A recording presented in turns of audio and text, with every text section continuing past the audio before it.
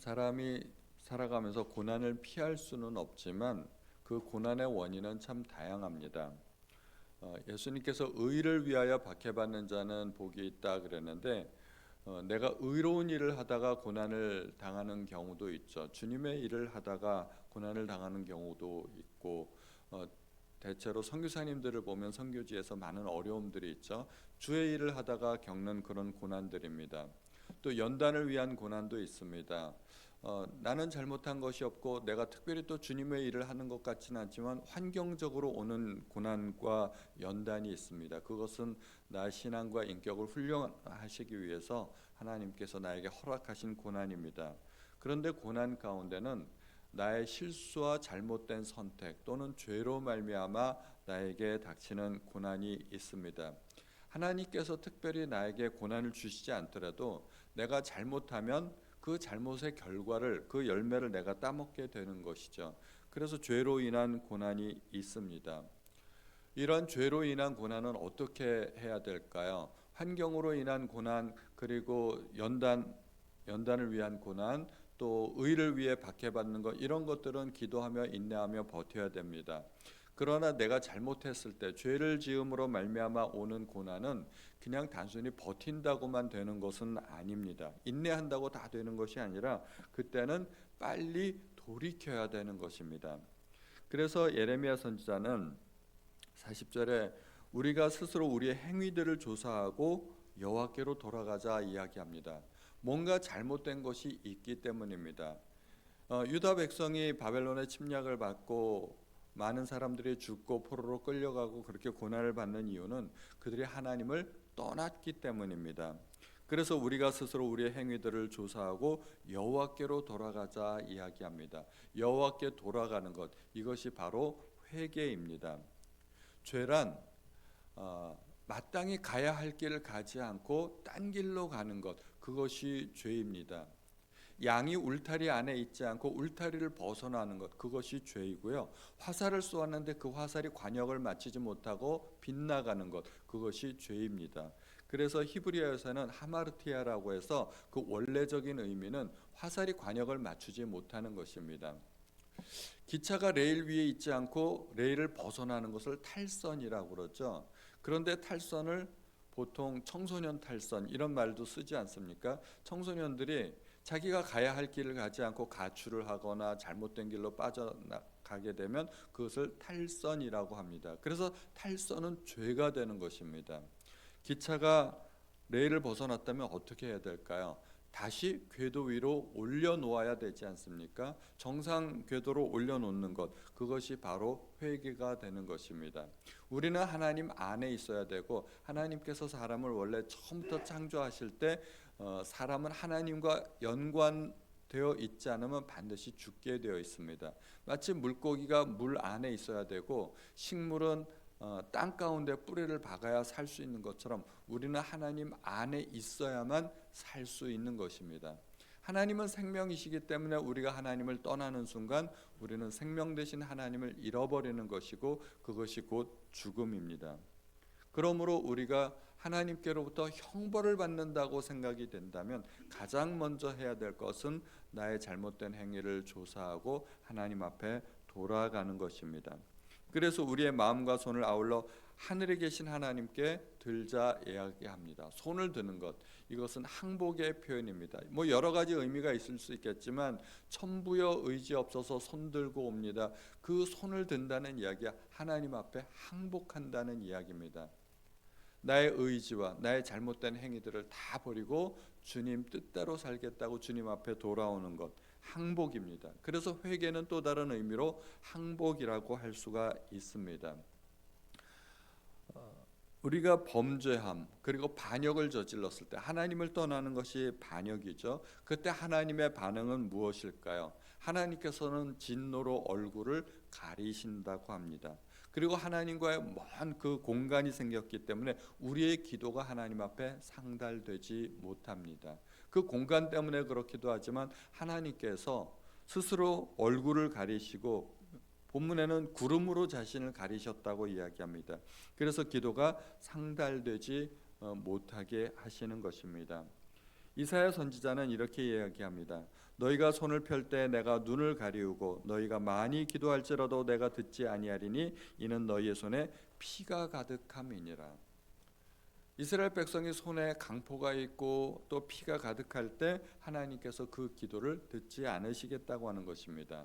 이것이 이사야서 1장 15절이고 또 59장 2절에서는 오직 너희 죄악이 너희와 너희 하나님 사이를 갈라놓았고 너희 죄가 그의 얼굴을 가리어서 너희에게서 듣지 않으시게 함이니라 말씀하고 있습니다.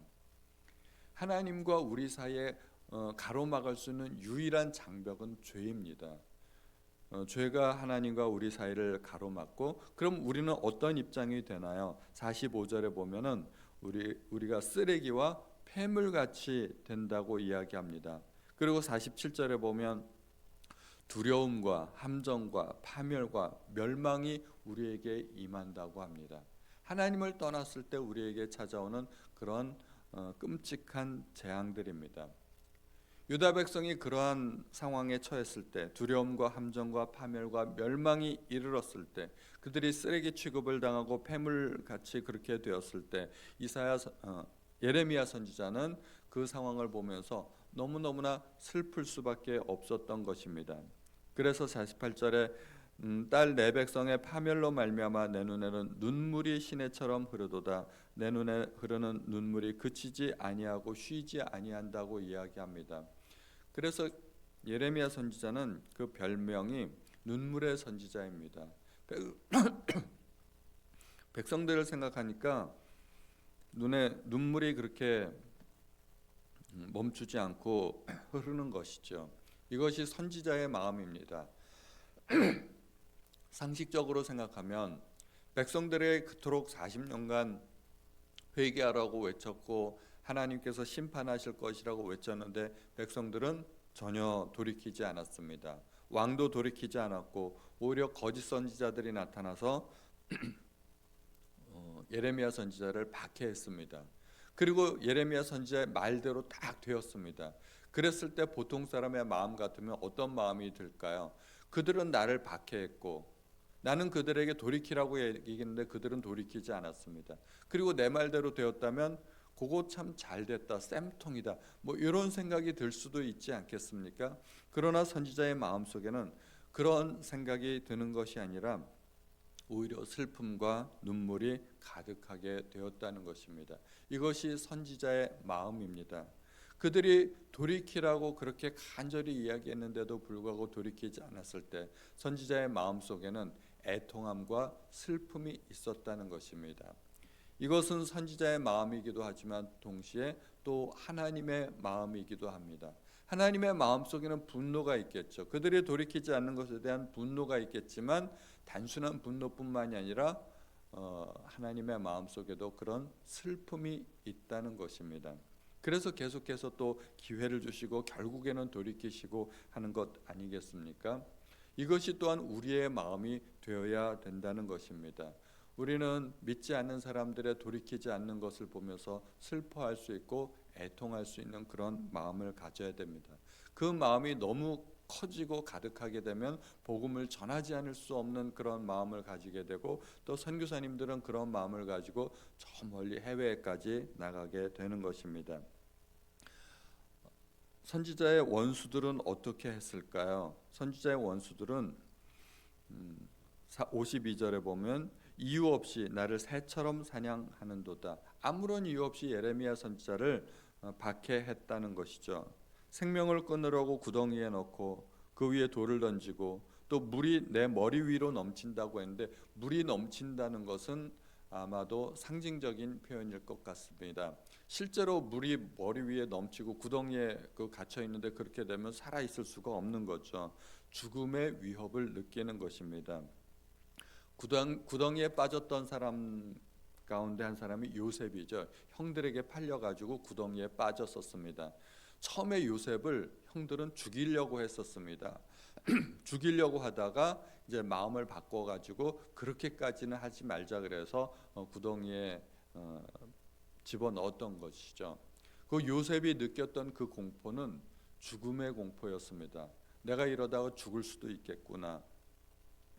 또 물속 깊은 데로 들어갔던 사람은 요나죠. 요나가 물고기 뱃속에 들어가서 물속 깊은 데로 내려가고 산의 뿌리까지 내려갔다고 이야기하는데, 요나가 느꼈던 공포와 두려움 그리고 그 고통은 죽음의 고통이었습니다.